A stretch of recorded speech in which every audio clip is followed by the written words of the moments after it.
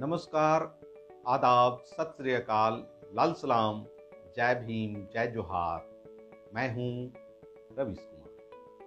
आप देख रहे हैं चैनल सोशल जस्टिस।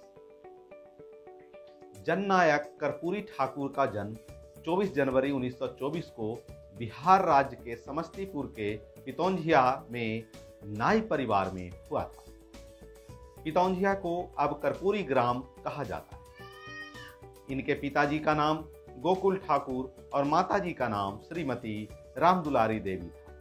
इनके पिता गांव के सीमांत किसान थे तथा अपने पारंपरिक पेशा नाई का काम करते थे।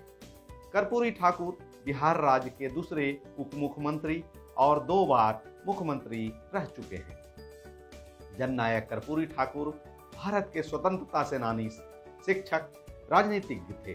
कर्पूरी ठाकुर 22 दिसंबर 1970 से 2 जून 1971 तक तथा 24 जून 77 से 21 अप्रैल 79 तक बिहार के 2 बार मुख्यमंत्री पद पर रहे।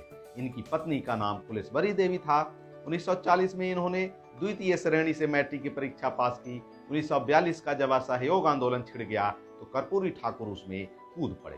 परिणाम स्वरूप 26 महीने तक भागलपुर जेल में जेल यात्रा भुगतने के बाद उन्हें 1945 में रिहा किया गया।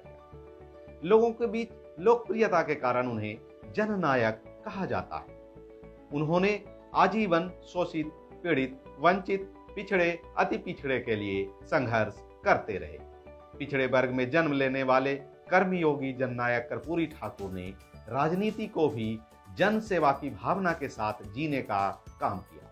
मुख्यमंत्री रहते हुए जननायक ने ही पिछड़े वर्ग को 27% का आरक्षण दिया। उन्होंने सदैव देशवासियों को अपने अधिकारों को जानने और समझने के लिए जगाने का काम किया है। वे कहते थे, संसद के विशेषाधिकार कायम रहे, अक्षुण्ण रहे, आवश्यकता अनुसार बढ़ते रहे, परंतु जनता के अधिकार भी बढ़ते रहे। यदि जनता के अधिकार कुचले जाएंगे तो आज न कल संसद के विशेषाधिकारों को चुनौती देगी। कर्पूरी ठाकुर का चिर परिचित नारा था, अधिकार चाहो तो लड़ना सीखो, पग पग पर बढ़ना सीखो, जीना है तो मरना सीखो। 1952 की पहली विधानसभा में चुनाव जीतने के बाद कर्पूरी ठाकुर ने कभी विधानसभा का चुनाव नहीं हारा। 1967 ईस्वी में पहली बार उप मुख्यमंत्री बनने पर इन्होंने अंग्रेजी की अनिवार्यता को खत्म कर दिया।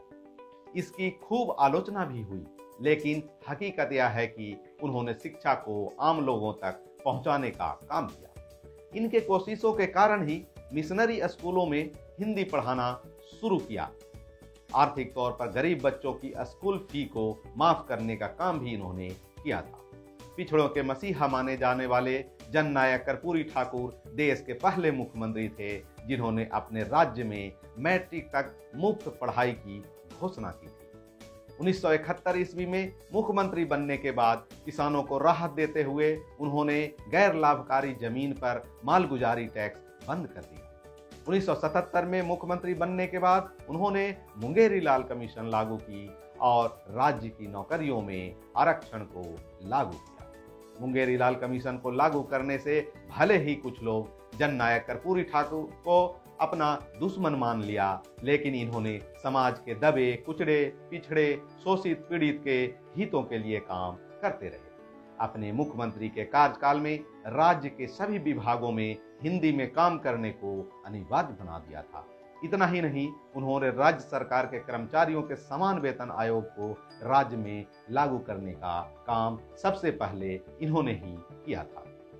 युवाओं के प्रति उनकी गंभीरता इस बात से साबित होती है कि एक कैंप आयोजित कर उन्होंने 9000 से ज्यादा इंजीनियरों और डॉक्टरों को एक साथ नौकरी दे दी। इतने बड़े पैमाने पर एक साथ राज्य में आज तक बहाली नहीं हुई थी। हो सकता है आज के समय में यह सब काम आपको मामूली दिखाई दे, लेकिन उस दौर में सामाजिक बदलाव के लिए यह सब एक बहुत बड़ा कदम था। कर्पूरी ठाकुर बिहार में एक बार उप मुख्यमंत्री, 2 बार मुख्यमंत्री और दशकों तक विधायक और विरोधी दल के नेता रहे। 1952 की पहली विधानसभा में चुनाव जीतने के बाद वह बिहार विधानसभा का चुनाव कभी नहीं हारे। राजनीति में इतना लंबा सफर तय करने के बाद जब उनकी मृत्यु हुई तो अपने परिवार को विरासत में देने के लिए एक मकान तक उनके नाम नहीं था।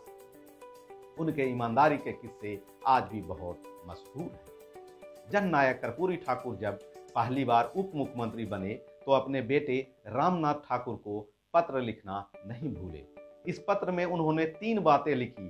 तुम इससे प्रभावित नहीं होना, कोई लोग लालच देगा तो उस लोभ में मत आना, नहीं तो मेरी बदनामी होगी। हरियाणा के पूर्व मुख्यमंत्री देवीलाल ने पटना में अपने एक मित्र से कहा था कि कर्पूरी ठाकुर जी कभी आपसे 5-10 हजार रुपया मांगे तो आप उन्हें दे देना, वह मेरे ऊपर आपका कर्ज रहेगा। बाद में देवीलाल ने अपने मित्र से कई बार पूछा कि भाई कर्पूरी जी ने कुछ मांगा क्या।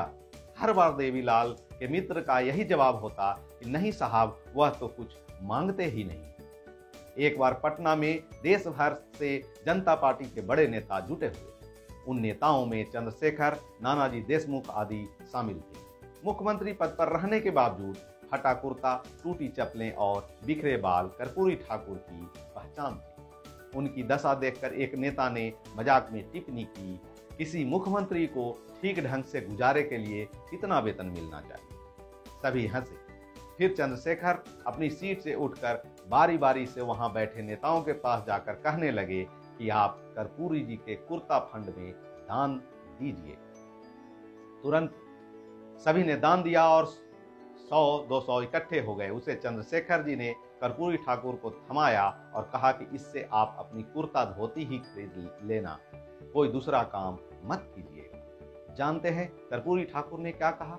उन्होंने चेहरे पर बिना कोई भाव लाते हुए कहा कि इसे मैं मुख्यमंत्री राहत कोष में जमा करा दूंगा। 17 फरवरी 1988 को देश के महान स्वतंत्रता सेनानी, शिक्षक, राजनीतिक, सामाजिक बदलाव को एक दिशा देने वाले कर्मयोगी जननायक कर्पूरी ठाकुर जी का दिल का दौरा पड़ने से निधन हो गया। एक सामाजिक न्याय के नायक का इस धरती से शारीरिक रूप से भले ही विदाई हो गई हो, लेकिन उनके द्वारा किए गए कामों के रूप में और दिए गए विचारों के रूप में आज भी हम सबके मन में जिंदा हैं और हमेशा रहेंगे।